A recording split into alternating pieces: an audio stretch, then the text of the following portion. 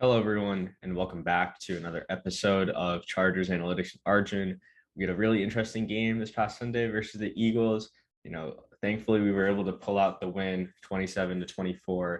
Dustin Hopkins finally did something that, very few other Charger kickers have been able to do, which is win the game for us with a game-winning kick. So we'd love to see that. But I thought there was one big takeaway from that game that I had. So the plan of attack is we'll talk about that big takeaway. We'll look into all the graphs, the data, all that fun stuff, and then we'll talk a little bit about the Vikings and like really what to expect from them. So my big takeaway from that Sunday game was the Chargers are good. They're a very good team, but they're not great, and they're not elite, unfortunately. And that's not the worst thing in the world. The Chargers have holes that are tough to fix, especially when we're already midway through the season. And I just don't know if they're going to be able to fix it in time for the playoffs if they're able to make it, even though they are on track to make it, thankfully, due to their conference record and obviously unbeaten in the divisions, and they're on top of the AFC right now. But the Chargers are a very good team, and I say that because they've beaten great, or they've beaten good/great teams like the Chiefs and the Browns. But then they've struggled against the Cowboys and then the Patriots. The Ravens game was, we can throw that out. That was just I don't know what that was. That was a fluke game. But they've struggled against some decent teams, and obviously the Cowboys are really, really good. But I don't know what they showed on Sunday with Dak Prescott back against the Broncos. But and then the thing is we haven't had a dominant team performance from start to finish. When I say dominant, I mean, if you look at the Bills, that's another case to talk about. But if you look at the Bills previous games prior to the Jags and the Titans, I mean, they were blowing out teams like the Texans, right? And the Dolphins. I mean, they just put the hammer down on them. And I'm saying this is important because I remember reading a Football Outsiders article which said the mark of a great elite team is not the strength of their wins or like the teams. It's not about how good the teams they've beaten are. It's about how much they've dominated inferior opponents. So like elite teams will put their foot on the gas and just completely obliterate bad teams. So, if you look back to that 2018 season with Phillip Rivers and, when we went to the divisional round, we never really had that type of game outside of that Arizona Cardinals game. Like we struggled against Jeff Driscoll and the Bengals. And then, at the end of the year, struggled against the Broncos in Denver. And I'm seeing a similar trend where we're winning games, which is good. We're able to win these one-score games, which is due to a variety of factors. Brandon Staley's coaching, Justin Herbert's awesomeness. But we're not dominating, and it's just that's one mark of an elite team that the Chargers just don't have yet. I don't think they've really ever had that. It just feels like every Chargers game comes down to the wire, which is it's tough for a fan, right? It's tough for fans like us where we know the games are coming down to the wire. And unfortunately, we play the Vikings this weekend. I'm gonna talk a little bit about that later in the video, but that's kind of just my take that from what I took away from the game is the Chargers are a very good team. But because they cannot just dominate inferior opponents, because they can't, they can't beat opponents by more than one score, it seems like they just aren't a great team. And even that Raiders game where they won by 2 scores, dominant first half, terrible third quarter, and then they were forced to, kind of rein it back, convert a couple of fourth downs in the fourth quarter when it really should never came to that with how good they played in the first quarter. So I want to see a dominant performance at some point by this team against whatever opponent. It could be the Texans for all I care.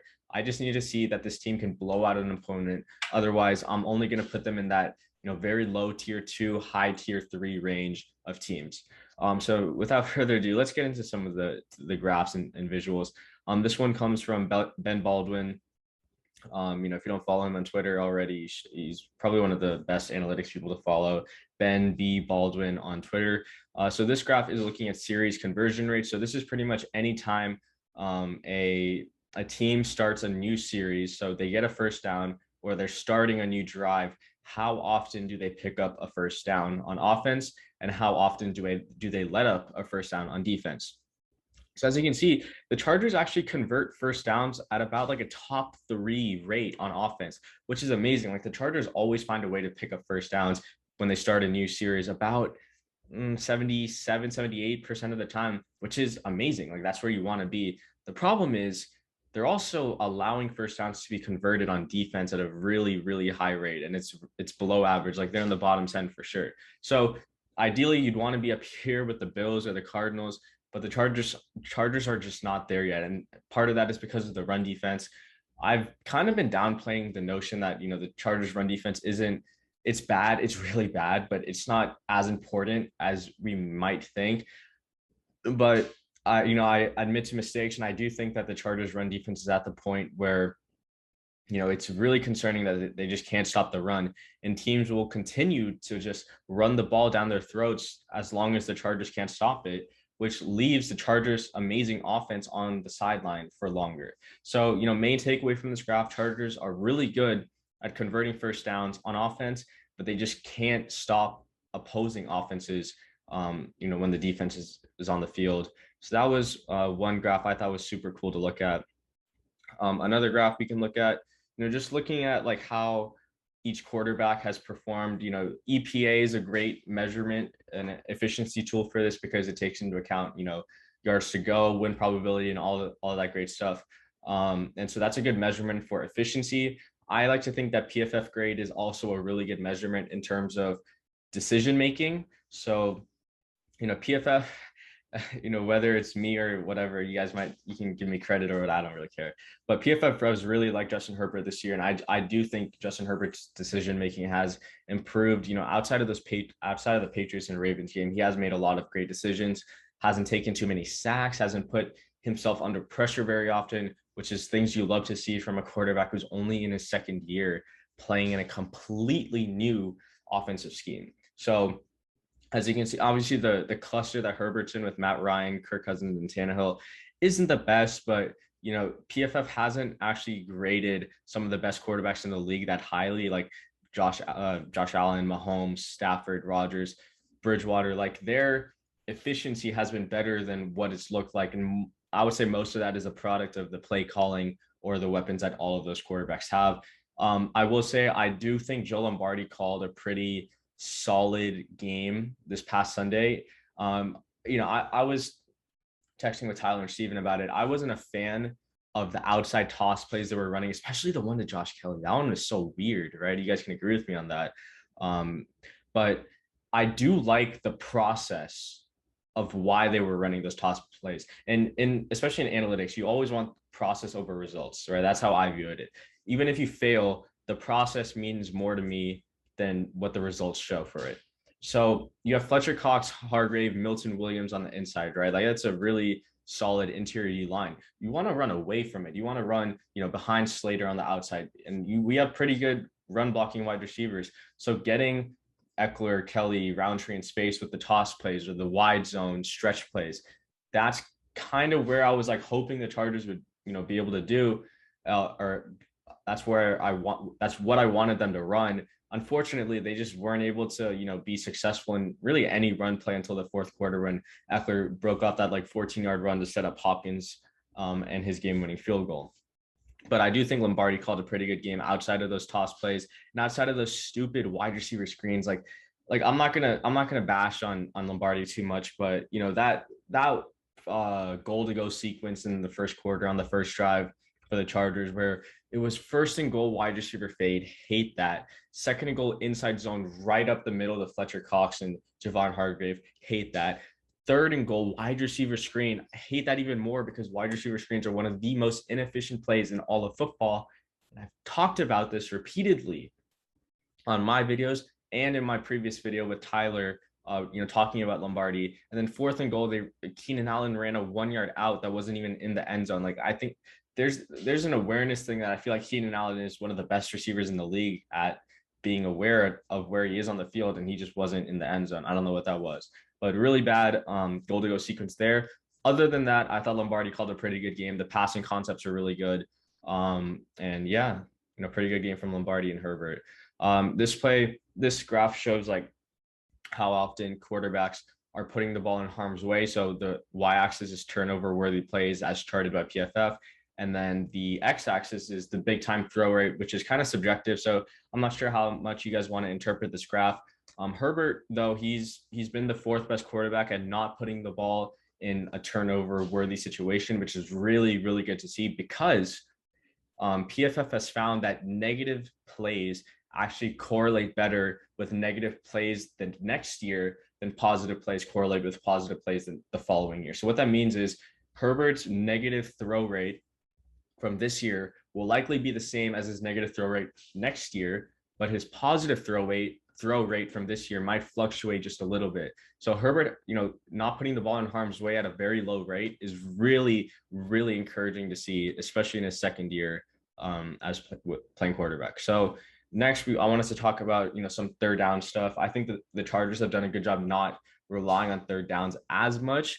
But even then, they've faced 108 third downs and they've converted third downs 5.6 times or 5.6% over expected, which ranks seventh in the league, which is really, really good. They're even when they're backed up or they're on third downs, they're still converting third downs at a pretty high rate. And if we look at their EPA per play on third downs, they rank sixth in the league, which is good. And I mean, if you don't think that's good, the top five teams are all probably going to make the playoffs minus the Chiefs. I just don't know what's going on there. But, these are five of the best offenses, if not five of the best, or the five best offenses in the league. So the Chargers being in that cluster is really, really good. And then lastly, we talk about, we just talked about the red zone stuff. The Chargers rank 14th in red zone touchdown percentage. Not the best, not the worst. There have been a couple bad breaks, the Washington game and obviously this game against Philadelphia where they just haven't, really done much in the red zone, or they just, bad play calling, yada, yada, yada. So last thing I want to touch on about the Eagles game, Justin Herbert, amazing game. I thought one of the best games of his career, statistically speaking, in terms of EPA per play.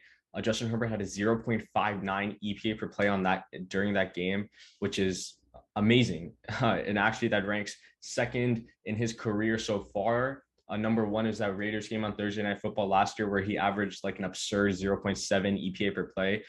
The reason why Herbert had a higher EPA per play in this Eagles game is because he didn't take any sacks, which is not only a product of how good the offensive line played, but also at how good Herbert is at avoiding pressure and getting the ball out quick. Something that I really wanted him to see.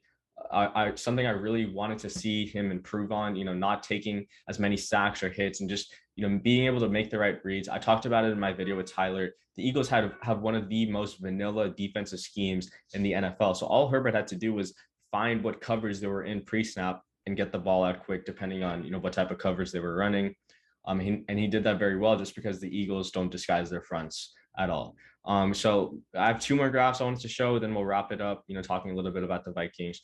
So this graph is looking at the average third down distance on defense and pressure rate. So, one of the things that I think a lot of Chargers fans have been concerned about is the Chargers, because they can't stop the run, they're always in these third and short situations, which is kind of true. Like in terms of every single team in the NFL, the Chargers defense has faced the fourth shortest yards to go on third downs in the entire season, which is kind of concerning. Given that the Giants, the Chiefs, and the Packers are 3-2-1 respectively. So seeing if the Chargers can improve on early down defense is going to be vital, just because they need to give Joey Bosa and Chenna Nwosu and all these pass rushers a chance to have these true pass rush sets instead of having to not only worry about the run, QB draw, or read options or play actions. They just want to be able to rush straight ahead because we know what type of pass rushers we have when it's just a straight rush and they don't have to worry about all these external factors. Another side thing to that is the Chargers are above average in pressure rate this year. Not the best, but not the worst, and I found that there's really no correlation between third down distance and pressure rate on every single down. So, it's just, those two variables are pretty much independent. And then the last graph I wanted to look at is how every quarterback is when playing from behind in terms of EPA. So these are plays when the win probability is less than 0.3. Justin Herbert's kind of ranks near the middle of the pack. I don't think he's been in many situations when his win probability is less than 0.3. The only ones I can think of are really that Ravens game for the majority of the first and second half, and then that Patriots game when they went down by 10. And maybe that Browns game for a little bit. But other than that, Herbert's been playing from ahead, or he's been playing when both teams are favored during the game at like about a neutral rate or close to like a 0.5 win probability. But I thought this graph was pretty cool to look at. Okay, let's talk about the Vikings just a little bit before we wrap up the video. The Vikings are one of the most confusing teams in the NFL, period. In fact, I think this matchup between the Vikings and the Chargers are a matchup of there's two matchups within the matchup. It's Vikings versus Vikings and Chargers versus Chargers. What do I mean by that? I mean that both teams always find a way to make games a one-score game, go to overtime, or end on a game-winning field goal or touchdown or any type of play. Now, Chargers have been kind of lucky in one-score games this year, especially when it comes down to the wire or finishing with the ball. But the Vikings are one of those teams where like they'll have a really good game and still find a way to lose. And that's what it was against the Ravens. Like their defense played pretty well. Their offense didn't turn the ball over, yet they still found a way to lose. And I think that's just how Mike Zimmer is as a coach. He wants these games to come down to the wire. He doesn't coach to win. He coaches not to lose. That's the way I see it. And last 4 years, we've had a coach like that with Anthony Lynn. So I thought that was this was a really interesting matchup just because it's two coaches whose philosophies are almost completely different in the way they coach. One is super aggressive, one is super conservative. Now, Dalvin Cook is one of the best running backs in the league. The Vikings offensive line, kind of middle of the pack, nothing really too spectacular. Darisaw and Brian O'Neill are one of the better young tandems, I would say. So I don't know what the game plan is going to be for the Vikings if they come out to run. If we don't have Davis or Asante this week, do they choose to pass more with Thielen and Jefferson, one of the best wide receiver duos in the league, going against Tavon Campbell, Chris Harris, and Keelan Hall? I don't know what it's going to look like. I just know that this game is going to be a one-score game when it's all said and done, just because that's how both of these teams somehow find a way to make every game a one-score game. And I don't know if it changes. If the Chargers run defense improves, I do expect Kenneth Murray to come back this week. So when this video goes up, probably on Wednesday or Thursday, Kenneth Murray, we'll know if Kenneth Murray is going to come back.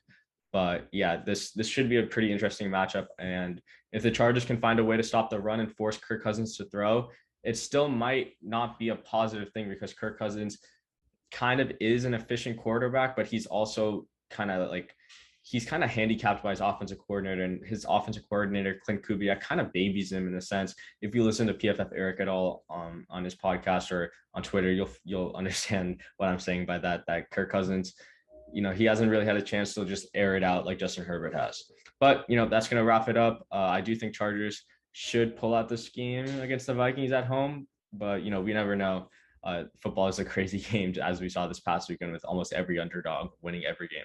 So guys, that's going to wrap it up. Thank you for watching till the end of the video. And with that, as always, bolts up.